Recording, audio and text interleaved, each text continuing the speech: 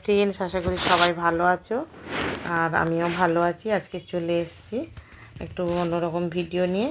তো দেখো, আজকে আমি বাড়িতে যেভাবে স্মুদি বানাই আর সেটাই আজকে তোমাদের সঙ্গে শেয়ার করব।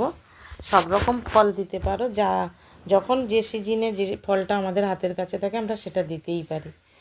তো আমি নিয়ে নিয়েছি চিয়া সিড, ওটস, একটা কলা, একটা ছোট সাইজের আপেল আর 3টে খেজুর আর পরিমাণ মতো দুধ। আমি যেটা করছি সেটা দুজনের খাওয়া যাবে, মানে 2 গ্লাস হবে।